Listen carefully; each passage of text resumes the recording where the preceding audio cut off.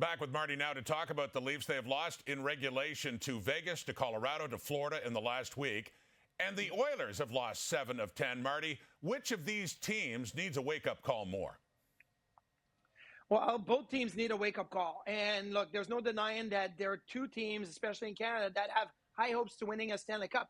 But the Oilers, for me, need the biggest of the wake-up call because their last 3 losses came to Anaheim, Buffalo, and the Devils, 3 teams that they should have beaten, right? And they only scored 6 goals, 2 each games against those 3 teams. And I'm looking at the identity of the Edmonton Oilers should be to score 3, 4, or even 5 against those type of teams. So I know that, the Leafs had an uninspired game against the Florida Panthers, and that should be a wake-up call in itself. But when you look at the Oilers and you look at the firepower that they have offensively that have not been able to get going here after the Four Nations face-off, I think that the Oilers need the wake-up call. And when you lose to 3 teams that shouldn't be a playoff contender, like Anaheim, like Buffalo, the Devils are okay, but they've got some injuries right now. It's a lot different. At least the Leafs lost to Vegas, Colorado, and Florida. And you're thinking, well, those 3 teams are some of the best teams in the league. So maybe you got to give them an excuse on that one. But I look at the Oilers.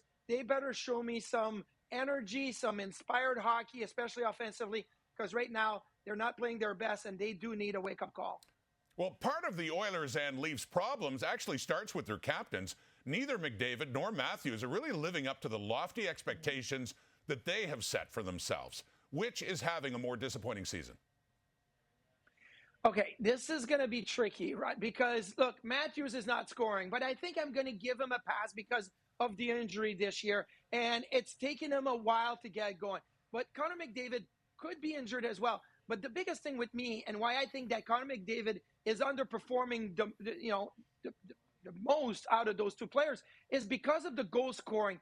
2 years ago, Connor McDavid scored 64 goals. And I thought last season it was a down year. Maybe he's a little snake bitten. But this year he's only got 24. He needs to score more. I know that McDavid has the speed, has the creativity. And some would say, well, if somebody could finish when McDavid sets it up for them, he would have a much better season. But I still would put McDavid in the category of underperformance because I want him to score more goals. I want him to get 40 plus, 50 plus every year. He has that ability. But the last 2 years have been down years scoring for Connor McDavid that I think this is where the underperformance comes into play. Look, Matthews is underperforming as well. Yes, 69 goals last year. That will probably never be hit again by Matthews. He could score 50, 60 in a season. So that's underperforming. But McDavid now, in 2 years not scoring, I think that has to change. And that's why I'm saying McDavid. Yeah, somewhat stunning to think that Leon Draisaitl, who leads the NHL in goals, has as many goals as Matthews and McDavid put together. Now, both of these teams have 17 games to go. Is that enough time to button things up and get it right before the tough playoff grind begins? Yes, it is. And because both teams have made some acquisition at the trade deadline, so they're going to take some time to be able to feel comfortable. They've all had injuries, and these injured players are going to come back, so you're going to feel better about your roster. But both teams have to get back to their identity. So you look at the Oilers. What's their identity? Well, obviously, Draisaitl, McDavid, Hyman, RNH, Bouchard, they have to score. And right now, they're not scoring at the level that they should.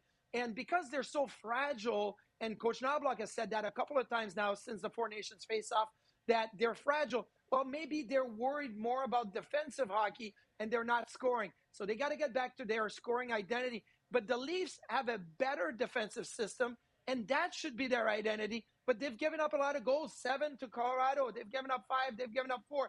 They have to get back to a more defensive identity. So both teams have time to get it done, but they have to find their identity, which is totally different. And it's fine. You can have totally different identity, but you have to find it, and you have to find it now so you can go in the playoffs feeling comfortable about the way you play. Well, the Oilers face the Islanders tonight. The Leafs are in Ottawa tomorrow, an opportunity for Toronto to work on an ugly trend. They are 8-9 against Eastern Conference playoff teams this season, and they have been outscored by 10 goals in those games. Martin Biron, thank you.